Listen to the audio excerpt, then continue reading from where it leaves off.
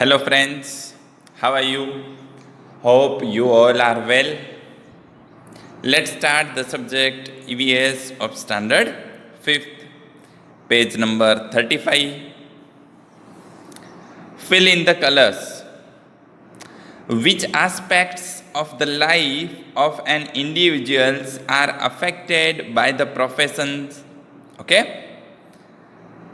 कौन कौन सी ऐसी थिंग्स है जो individually individual that means personally affected करती है उसकी लाइफ को by the profession that means जो भी वो वर्क करते हैं for to earn the money. If affected then fill in colours in the box below. अब यहाँ पे we have to given the many things. From that we have to color on that part which are affected by the profession to the individual's life. यहाँ पे हमें things दी है जैसे कि residence, land, food, plant, dressing, animal, birds, tradition and air. अब इसमें से जो भी थिंग्स उसकी प्रोफेशन की वजह से, यानी वो जो भी बिजनेस करते हैं, जॉब करते हैं, कोई सर्विस से रिलेटेड जॉब कर रहे हैं, सर्विस बिजनेस है, तो उसकी वजह से इसमें से कौन कौन सी थिंग्स उसकी लाइफ पे अफेक्ट करेगी. तो उसमें हमें कलर करना है आपको. ठीक है, सबसे पहले रेसिडेंस. तो ऑब्वियसली अगर पर्सन की इनकम ज़्यादा है तो उसका रेसिडेंस, उसका घर वो बड़ा होगा, ज़्यादा फैसिलिटी वाला होगा, तो ये रेसिडेंस पे अफेक्ट होगा. देन आफ्टर लैंड, यस, अगर पर्सन की इनकम ज़्यादा है तो दूसरा भी उसकी लैंड्स होंगी, फार्म होंगे, ज़्यादा स्पेस पे उसका बड़ा घर होगा. Then after food, yes, rich people है उसका फूड इस तरफ से होगा, रिच फूड होगा. जिसकी इनकम मिडिल है, मिडिल क्लास के पीपल है, उसका फूड उस तरह से होगा. चलो, देन आफ्टर प्लांट पे कोई इस पे इफेक्ट होगी? नहीं होगी. क्योंकि पर्सन की इनकम और प्लांट दोनों का कोई रिलेशन नहीं है. Then after dressing that means जो हम कपड़े पहनते हैं. तो ऑब्वियसली अगर रिच पीपल है तो उसका ड्रेसिंग, उसके कपड़े, क्लॉथ उतने ज़्यादा महंगे ब्रांडेड होंगे. मिडिल क्लास के रेगुलर होंगे. एंड हम देखते हैं कई बार जो लोग सड़क पे रहते हैं, झूपड़पट्टी में रहते हैं, उसके कपड़े कैसे होते हैं. Then after animals, birds. Person की इनकम, उसका प्रोफेशन, एनिमल एंड बर्ड का कोई रिलेशन नहीं है, तो इसमें नहीं होगा. ट्रेडिशन, यस, उसकी प्रोफेशन का, उसका ट्रेडिशन पे ऑब्वियसली इफेक्ट होगा. ट्रेडिशन मीन्स जो भी कोई फेस्टिवल है उसको सेलिब्रेट करना, उसके घर पे जो भी कोई फंक्शन है उसके अरेंजमेंट में उसकी इफ़ेक्ट होगी. अगर रिच पीपल है तो वो एवरी फेस्टिवल उस तरह से सेलिब्रेट करते हैं, अपने घर के फंक्शन को उस तरह से सेलिब्रेट करते हैं. मिडिल क्लास, लोअर लेवल के पीपल है वो उसके बजट के हिसाब से सेलिब्रेट करते हैं. देन आफ्टर एयर, तो कोई भी पर्सन का प्रोफेशन, उसकी इनकम, उसका स्टेटस एंड एयर, उसका कोई रिलेशन नहीं है. चलो, then next think and say what is the need of residence in our life. Residence का हमें क्या ज़रूरत है हमारी लाइफ में. तो obviously there is one thing is that the house is the very important place for every human. किसी का भी घर है वो उसके लिए बहुत ही इम्पोर्टेंस होता है, बहुत he needed and important things है. एवरी डे घर के सब लोग अपने अपने काम में बिजी रहते हैं. लेकिन एट द इवनिंग सब लोग घर में इकट्ठा होते हैं, साथ में खाना खाते हैं. That is the very important thing for house. तो we can say that each and every human as well as animals need residence. Okay, हमें ह्यूमन को तो ज़रूरत है, साथ में एनिमल्स को भी अपने हाउस की उसको ज़रूरत रहती है. जनरली सब एनिमल्स का पर्टिकुलर परमानेंट कोई हाउस नहीं होता, लेकिन बहुत बार ऐसी सिचुएशंस होती है. फॉर एग्जांपल बहुत ही ठंड होती है, बहुत ही गर्मी होती है, otherwise there is a very heavy rains. At that time if there is a residence of animal, it will be comfortable, उसके लिए रहता है थिंग्स. तो हम देखते हैं जो बर्ड्स है वो भी अपना नेस्ट माला बनाते हैं रहने के लिए. फिर दूसरे एनिमल के भी अपने अपने घर होते हैं, और जब बहुत ही क्रिटिकल टाइम होता है तो वो तब उसको कंफर्टेबल रहता है. Residence protect us from heat, rain and cold. Residence घर में हम रहते हैं तो हमें सबसे प्रोटेक्शन मिलता है गर्मी से, ठंड से, रेन से.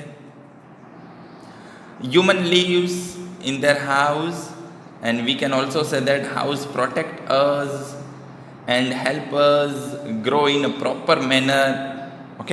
हम घर पे प्रॉपर मैनर में हमारी जो ग्रो अप है, हमारा बॉडी का प्रोटेक्शन है, वो हम कर सकते हैं. And we can also say that home is the place where the earth ends. Gujarati में कहावत है, धरती नो छेड़ो घर. यानी हम कहीं पे भी बहुत टाइम घूमने जाएंगे, तो थोड़े दिन हमें अच्छा लगेगा, लेकिन after that we miss our home. हमें अपने घर की याद आती है, एंड बहुत सारी थिंग्स हमारे घर के साथ जुड़ी होती है. If you know to the proper need and importance of the home, तो एक दिन जब हम घर से बाहर रहते हैं, दैट डजेंट मीन कि वी स्टे एट होटल. लेकिन पूरा दिन just imagine the life without house. हम जब थोड़ा सा इमेजिन करो कि अगर घर नहीं है तो हमारी लाइफस्टाइल कैसी हो जाएगी, हमें क्या क्या दिक्कत होगी, तो हम ऑटोमेटिकली इसका इम्पोर्टेंस प्रॉपर वे में समझ पाएंगे. Next question, how does N occupation influence social life. Occupation that means जो भी लोग पैसे कमाने के लिए काम करते हैं, उसको ऑक्यूपेशन कहेंगे. चाहे वो बिजनेस हो, उसकी जॉब हो, वो उसकी सोशल लाइफ में किस तरह से इन्फ्लुएंस करती है. तो we can say that the occupations of the persons influence in social life by two ways. दो तरीके से इन्फ्लुएंस करती है. First one is good and second one is bad. If person's occupations and business is running well, if he or she earn good money, then his or her life is very comfortable and happy, and that is the very positive point for him and her. अगर कोई भी person का जो भी occupations है वो बहुत ही अच्छा है, तो उसकी सोशल लाइफ ऑब्वियसली बहुत ही कंफर्टेबल होगी. And if the persons occupations is not running well, then its social life is also according to that. अगर किसी की अर्निंग, उसका जो भी ऑक्यूपेशन है वो अगर अच्छा नहीं चल रहा है, so they have to suffer many things. उसको बहुत सारी चीज़ें सफ़र करनी पड़ती है. तो ऑब्वियसली ऑक्यूपेशन है वो हमारी सोशल लाइफ पे बहुत ही बड़ा इम्पैक्ट उसका होता है. चलो third one, what rituals are followed in a marriage ceremony in your society. Rituals that means, dear students, we can say that is in Gujarati words, that is रीति रिवाजो. Rituals that means हमारी जो प्रथा है, उसके जो rules है वो क्या फॉलो होते हैं कभी मैरिज सेरेमनी में. ड्यूरिंग द मैरिज सेरेमनी, तो डियर स्टूडेंट, हमने देखा होगा according to religious caste, okay, थोड़ा थोड़ा डिफरेंस होता है उसके रिचुअल्स में, ओके, उसकी जो भी थिंग्स है उसमें। तो सबसे पहले हम कह सकते हैं the groom goes to the bride's house from his place, okay, जो भी ब्राइड का हाउस है, ओके, मेल एंड फीमेल दोनों का घर बहुत ही वेरी वेल डेकोरेटेड होता है during the time of marriage. There is a presence of relatives of both from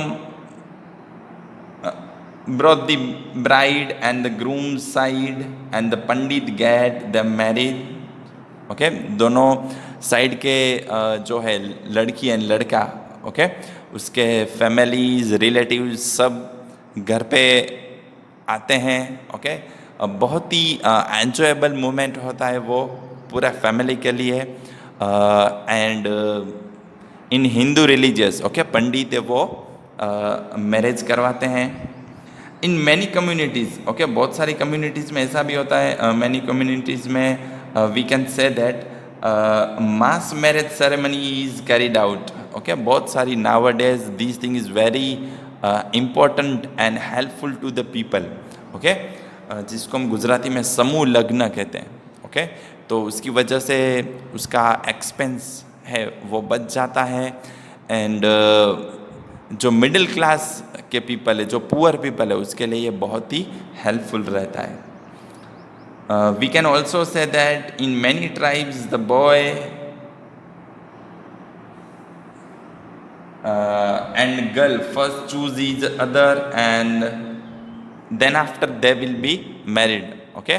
बहुत सारे कास्ट में ऐसा है, nowadays there is a very compulsory, we can say that, and very needed things that कि लड़का and लड़की दोनों को अगर पहले मिलते हैं with the help of their families, okay, then after एक दूसरे को ठीक लगता है, अच्छा लगता है, then after they will be married, then after उसके मैरिज होते हैं। In Muslim, we can say that in Muslim communities, the Maulvi finalize the marriage, okay, उसमें मौलवी है वो marriage finalize करते हैं। We can also say that in some communities there is a khadak pratha, okay, the bride first married a sword and then the groom, okay. बहुत सारी religious cast में इस तरह से कि पहले ब्राइड है उसका स्वॉर्ड के साथ मैरिज होता है एंड देन आफ्टर एक्चुअल में जो मैरिज है वो होते हैं। And many times we see that the court marriage is also done, okay, court में भी लोग है वो मैरिज करते हैं। सो इस तरह से different religious according to caste marriage ceremony है उसके रिचुअल्स होते हैं। Thank you.